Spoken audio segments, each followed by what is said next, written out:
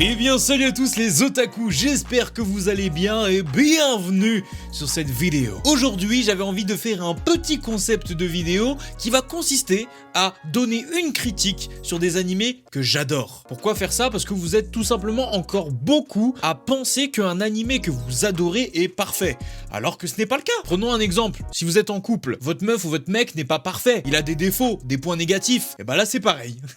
De ce fait, j'ai 4 animés que j'adore, sur lesquels je vais vous évoquer des points négatifs. Et ce qui peut être cool également, c'est que vous, dans les commentaires, vous fassiez de même avec des animés que vous adorez. Ou bien que vous réagissiez à mes avis négatifs sur les animés que j'aime. Wop hop hop hop hop. J'aurais pas oublié un truc incroyable? Cette vidéo est sponsorisée par Raid Shadow Legends. Le jeu le plus joué sur le mobile a décidé de faire une OP avec moi. Je pense qu'on ne peut absolument plus présenter ce jeu. Un jeu que je qualifierais de collectionneur d'héros. Votre but dans ce jeu est de collecter, mettre à niveau et maîtriser les héros que vous allez avoir pour les mener à la victoire dans plusieurs raids. C'est d'ailleurs pour ça qu'on l'appelle Raid Shadow Legends. Hey, hashtag analyse. Chacun de ces héros possède des compétences spécifiques et propres à lui-même. Outre les modes innombrables de ce jeu, dont notamment la campagne et les donjons, vous pourrez récolter des butins et les faire équiper sur vos héros pour leur donner encore plus de puissance. Je sais pas pourquoi, mais l'un de mes champions préférés, c'est Sinesha. Eh mais y a que moi qui trouve qu'elle ressemble un peu à Mujika de la saison 2 de Promise Neverland. Oh le Kara design. Et ouais, désolé mon gars, mais ce sera pas toi.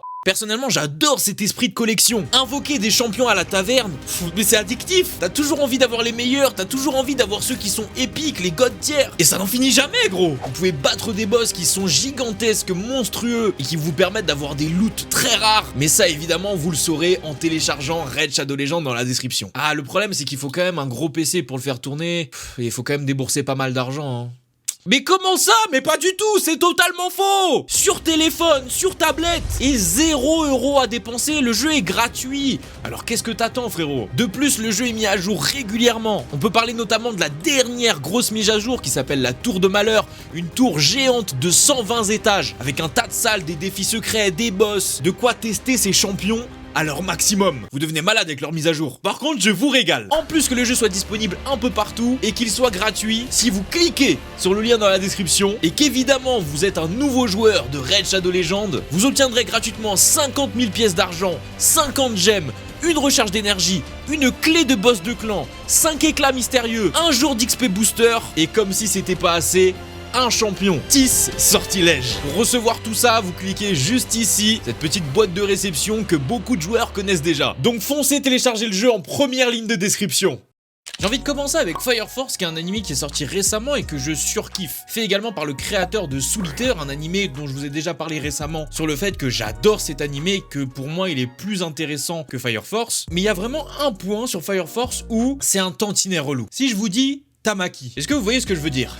C'est incroyable à quel point elle est sur fanservicée. Ça ne se dit pas, mais vous avez compris. Il y a fanservice sur fanservice avec elle. Et je trouve que ça décrédibilise partiellement l'œuvre. Les combats sont insane, sont vraiment cool, plein de sens, et font grandir les personnages. Mais quand t'as ce genre de choses qui arrivent en plein combat, je suis désolé, mais tu prends plus le truc au sérieux. Puis c'est pas comme si c'était du fanservice bien amené, c'est genre totalement loufoque et avec zéro sens en fait. Ça n'a pas de sens. Ah oui, j'ai oublié de préciser, si vous voyez du blanc dans mes cheveux, c'est juste que j'essaye d'avoir des boucles, ok?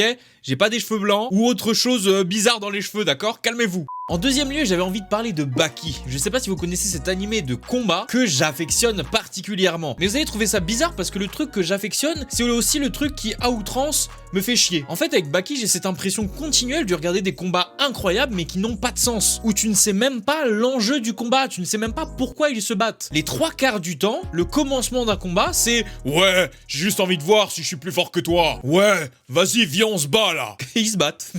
Mais vraiment, c'est comme ça, c'est le ressenti que j'ai. Et de temps à autre, bah, ça m'empêche de bien vibrer et de bien vivre le combat, tu vois. Parce que je me dis, ils se battent pour pas grand chose, donc ok, pourquoi?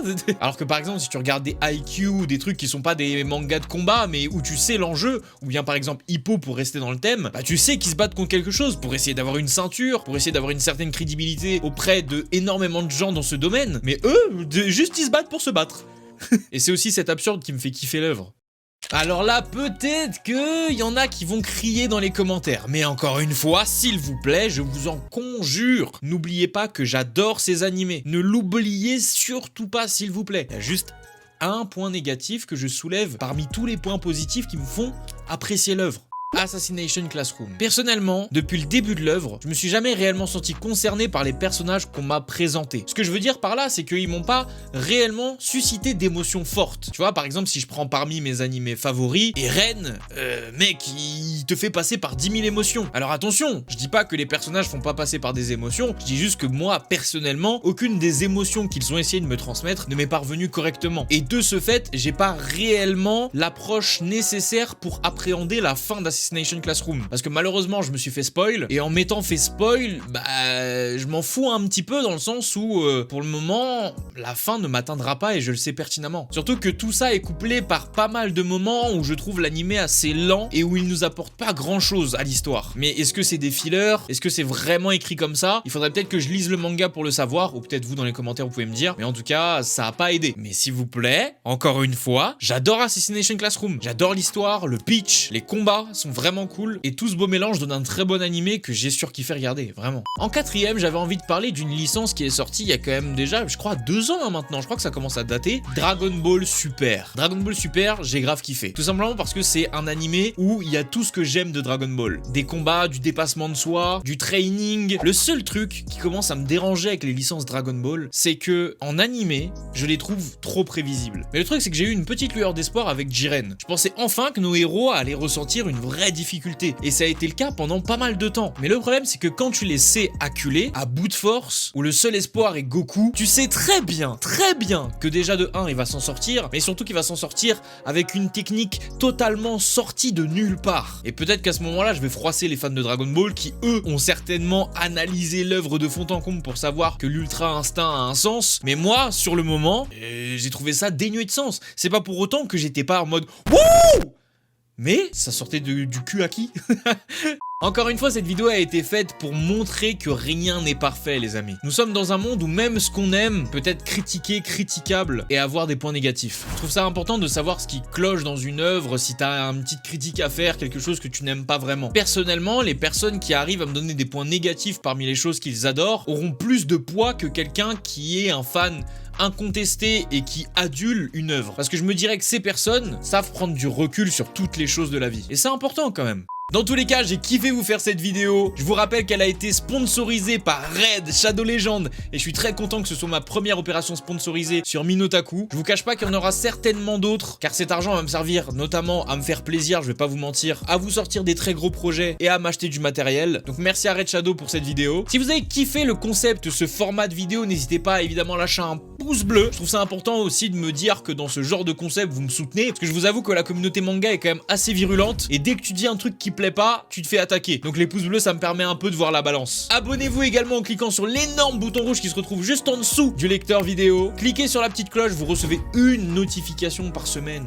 Une seule. Dans tous les cas, on se retrouve hors des dimanches sur ma chaîne Mino et également sur mes réseaux sociaux, Twitch, Instagram et Twitter. N'hésitez pas à me rejoindre là-dessus, le lien est dans la description. Vous commencez à connaître la chanson, mais tous les dimanches à 10h03, nous sommes en vidéo sur cette même chaîne. Donc n'hésitez pas à revenir à ces heures-là, comme d'habitude. C'était Minotaku, merci encore à Raid Shadow, et Jana!